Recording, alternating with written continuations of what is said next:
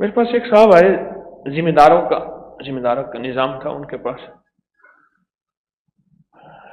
کہنے لگے کہ کوئی برکت کا عمل بتا دیں، برکت کا عمل بتا دیں. لیکن اس سے پہلے ایک واقعہ سنا دوں آپ کو.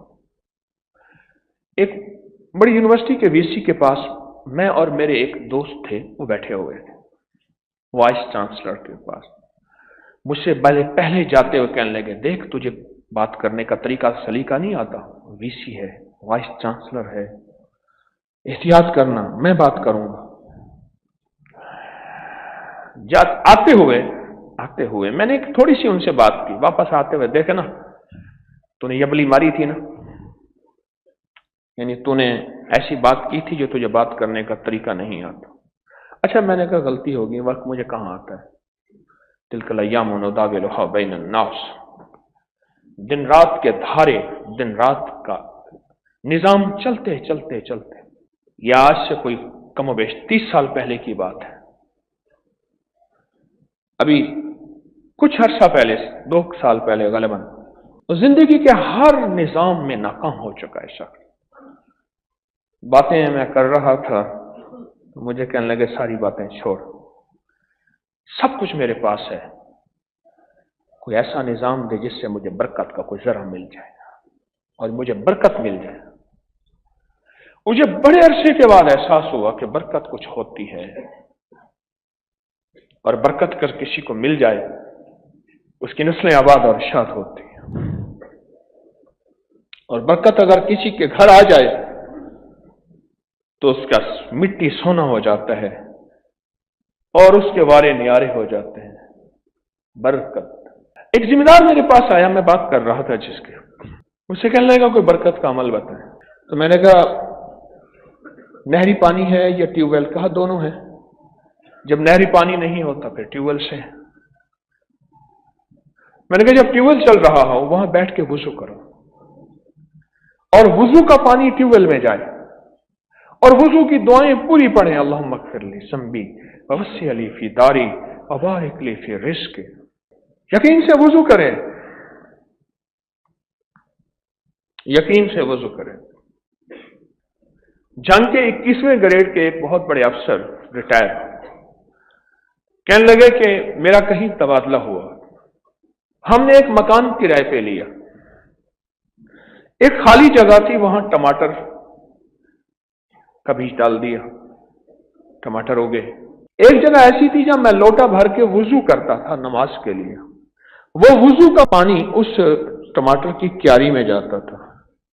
اور ایک کیاری ایسی تھی جو وضو سے ہٹ کے تھی، دوسری کیاری تھی، وہاں ہم کوئی پانی بھر کے دے دیتے تھے.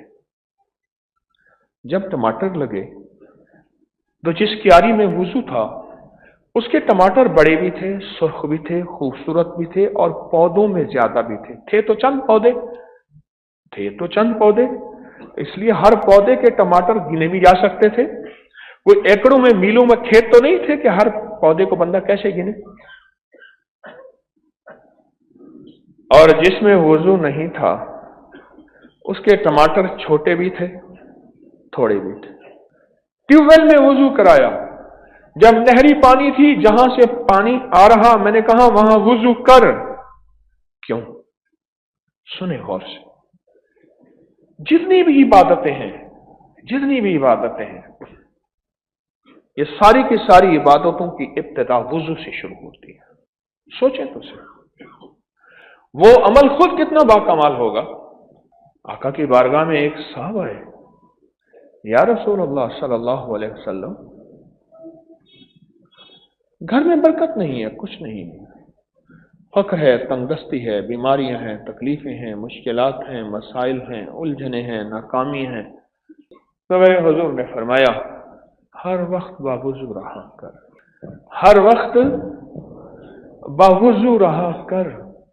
اور اس نے وضو میں رہنا شروع کر دیا، وضو میں رہنا شروع کر دیا. اب میں بتاؤں کہ وضو کے بعد ہوتا کیا ہے. آج ایک راز ہے، اس سے پردہ اٹھتا ہے. کچھ عرصے کے بعد وہ غلام آقا کی بارگاہ میں حاضر ہوا کہ یا رسول اللہ صلی اللہ علیہ وسلم، رب نے اتنا دیا ہے तो पड़ोसियों को भी खिलाता हूं, पिलाता हूं, फिर भी कम नहीं होता। मेरे हुजूर ने फरमाया, मफहूम है, वुजू मोमिन का हथियार है। अब होता क्या है, ये जो जिन्नाती शैतानी चीजें हैं, काली कुव्वतें हैं, ये इंसान से ऐसी चीजें छीन लेती हैं जो इंसान को पता नहीं चलता।